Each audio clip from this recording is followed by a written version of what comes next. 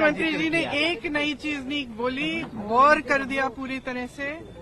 मुझे बहुत दशकों बाद ये एहसास हुआ कि मैं वो जो स्कूल में जो मैथ का डबल पीरियड होता था ना, कि मैं उसमें बैठी हूँ। मैंने सोचा था प्रधानमंत्री जी कुछ नया बोलेंगे, कुछ अच्छा बोलेंगे। उनके खोखले 11 संकल्प, अगर भ्रष्टाचार के प्रति जीरो टॉलरेंस है तो अडानी पे बहस तो करो। दिक्कत यही है कि जो प्रधानमंत्री बात बोलते हैं, अगर ये लोग उस बात को समझ जाते तो संभवतः जो गलतियां कांग्रेस करती आई है उसका प्रायश्चित करके संभवतः जनता के बीच अपना विश्वास, जो खोया हुआ विश्वास है, उसको पुनः हासिल ये लोग कर सकते हैं। कांग्रेस एक अपने ही हवा महल में रह रही है, जहां पे इनको लग रहा है कि जो ये कहते हैं वही सत्य है। से मुझे बहुत दशकों बाद ये एहसास हुआ कि मैं वो जो स्कूल में जो मैथ का डबल पीरियड होता था ना, कि मैं उसमें बैठी हूँ। और उसमें वो नड्डा जी भी ऐसे हाथ मल रहे थे, फिर मोदी जी ने उनकी तरफ देखा तो अचानक वो ऐसे लगने, एक्टिंग करने लग गई कि मैं सुन रहा हूँ। अमित शाह जी यूं यूं अपना सर छू रहे थे, पीयूष गोयल जी भी पीछे ऐसे लग रहे थे कि सोने वाले हैं।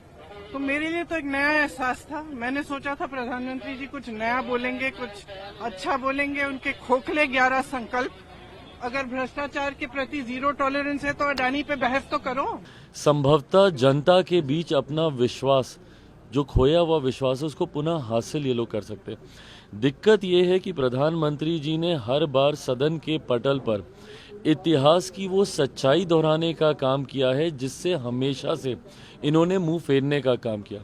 ये लोग मुझे बताएं ना, जो दुहाई देते रहते हैं आरक्षण की, संविधान की, पूरा लोकसभा का चुनाव उसी पे इन लोगों ने लड़ा कि नहीं लड़ा।